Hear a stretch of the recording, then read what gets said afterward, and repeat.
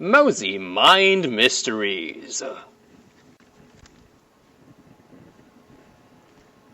Welcome everyone to another episode of Virtual MOSI. Now today is Field Trip Friday, and today we're going to give you a quick behind the scenes tour of our MOSI Mind Mysteries exhibit. Since it is Light Week, we are actually going to take a look at how we perceive light and how we can use that to our advantage in creating optical illusions. So behind me, I actually have all of these panels, and as you saw at the beginning, we also have our lovely head a la carte exhibit where you get to participate in our optical illusions. So let's go ahead and talk about this one first, since it is actually one of my favorites.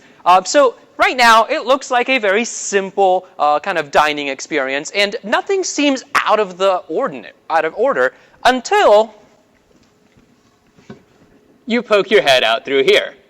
Now, it looks as though I don't actually have a body, and it's just my head on this plate with some food, and the reason it works is actually due to our use of mirrors and geometry. So let me step out from under here for a second, and then direct your attention to how this is actually built.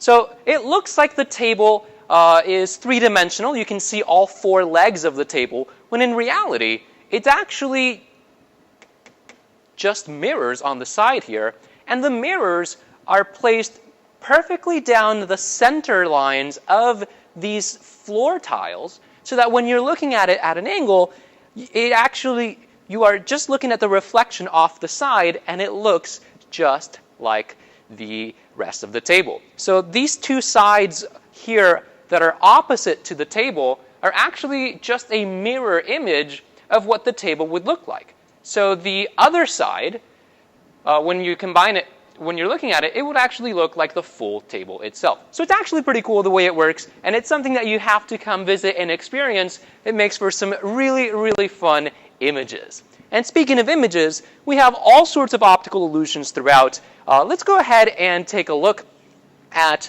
this one right here. So this is actually a pretty interesting optical illusion, and if you observe this image and you focus on the color, or rather the gradient, or shade rather, of the squares labeled A and B, to our eye, it looks as though the square labeled A is considerably darker than square labeled B. At least to my eye, it looks like square labeled B is much lighter in color than square A. Now, if we cover up kind of this section here, you'll notice that both of these squares are actually the same shade of gray. They're actually the same shade of gray. It's just that our minds are getting tricked into seeing two different shades of gray. So why does that work? Well, it's because the way we perceive light. It turns out that when we observe an object, we're just looking at light that's bouncing off that object's surface and entering our eye. And then once it enters our eye, we're actually processing that image. We're sending that light information to the brain as electrical signals. And as we process that image, our brain is sometimes trying to make sense of the whole picture, but I'll be honest, our brain likes to be a little lazy, and it uses lots of shortcuts. And so what we can do is we can actually exploit those shortcuts to get a kind of different view of reality. So even though we now know that these two squares are the same color, because we know that this square is in an object's shadow, we actually make it appear slightly lighter. And again, it's due to these two colors that are on the side. If I block those out, then you can see a little bit easier that these two, A and B, are actually the same shades of gray. Without my hand in the way, they look rather different. Now, let's go ahead and swivel over this way for a moment. And continuing our image and color analysis, let's actually talk about this somewhat controversial image. Some of you might remember this photo. If you don't remember it, that's totally fine. This is, of course, the famous dress that made the headlines February 2015. and half the population was saying that this dress is white and gold, and the other half was saying that this dress is clearly blue and black. It all depends on the actual way that you're observing it. It turns out that it's just a color illusion. This is actually blue and black, though to my eye, I still see it as white and gold. It has a lot to do with the lighting that was used. Again, I still see it as white and gold, but I don't want to start that whole conversation again. Instead, I do want to focus on this particular exhibit, which is just around the corner. And this one, again, is playing with light, and it's really, really intriguing. So when you're observing this illusion here, you actually will notice that if you look at the center, you'll find kind of these spiral arms that move all around. And of those spiral arms, you'll find three primary colors. You'll find kind of this pinkish magenta color. You'd also find this green color, kind of like lime green. And then you'll also find this light blue color. Now, what if I told you that this green and blue colors, they're actually the same color? That's right, they are the same color. It's just that now our minds are getting tricked into seeing a slightly different shade of color just because of the surrounding color patterns.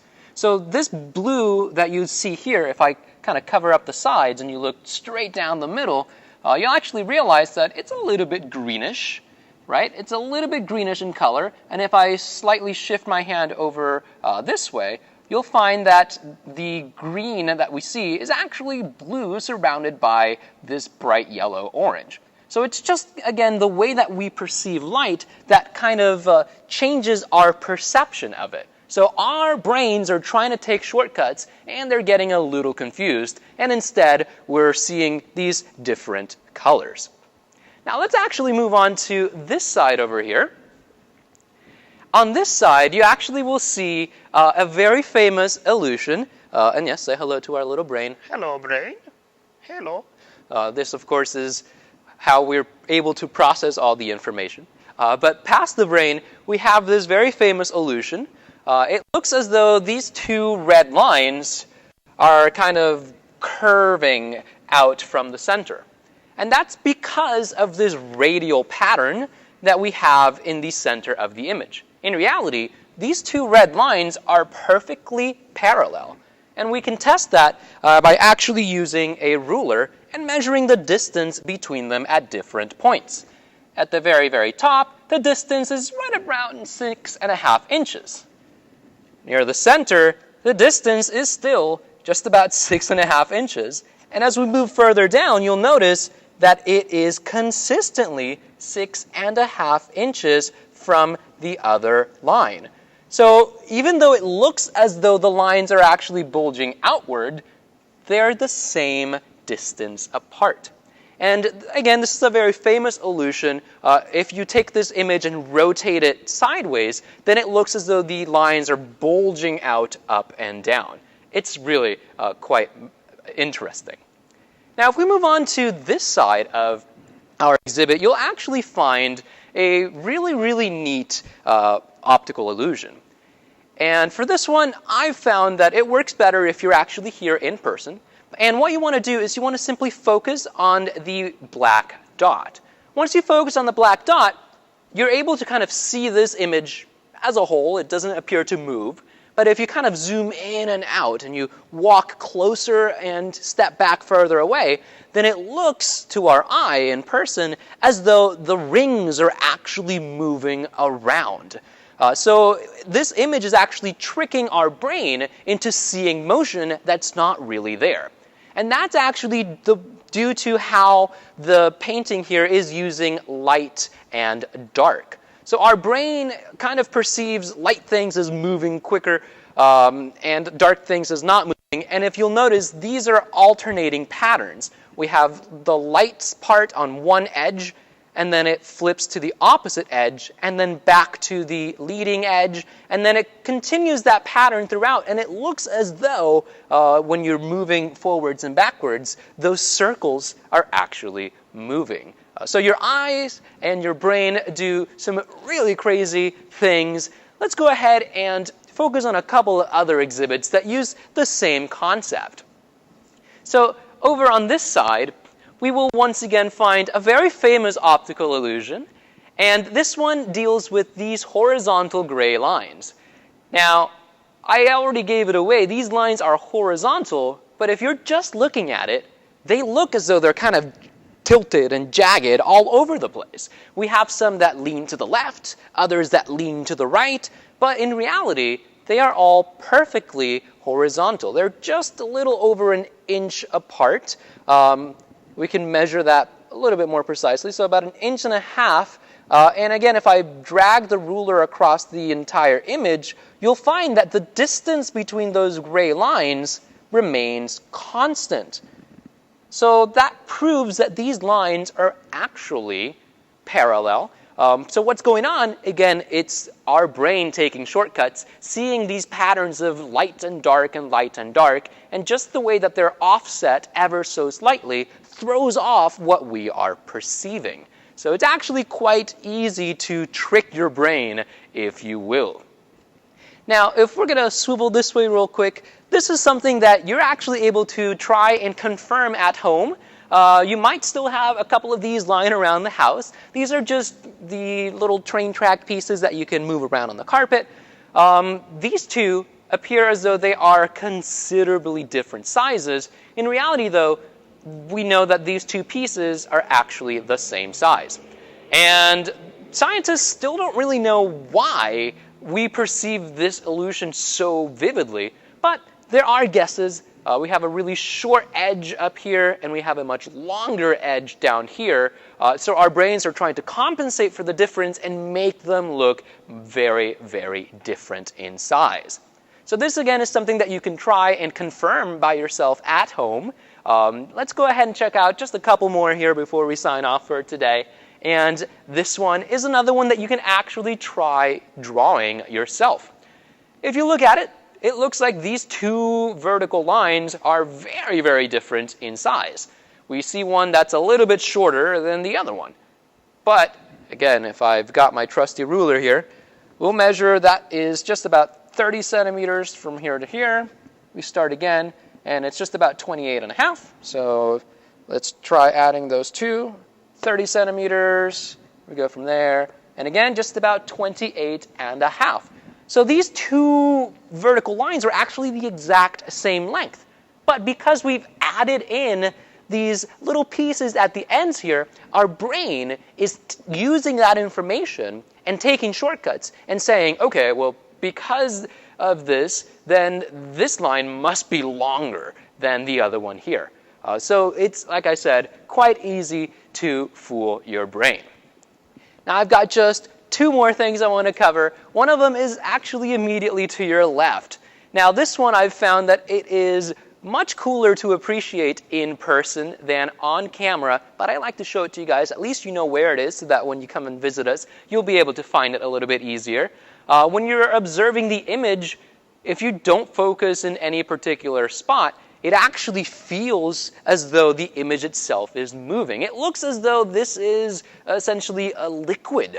And it has to do with the whole pattern of light, a little bit darker, very, very dark, a little bit lighter, but still darker than this.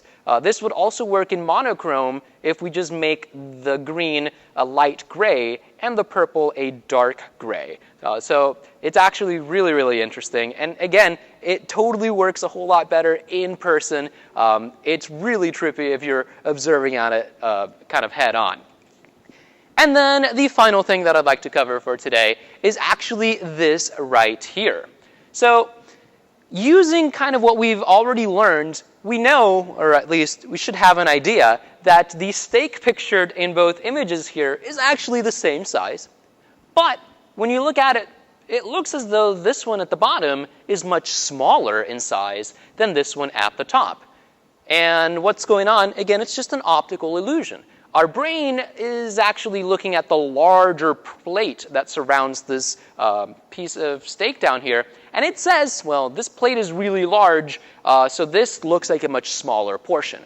when if you put the steak on a smaller plate, it looks like a bigger portion. So that's actually a way that you can trick your brain into better portion sizes. So if you're trying to perhaps eat just the right amount of protein or vegetables, consider the size of the plate that you're actually serving the food on.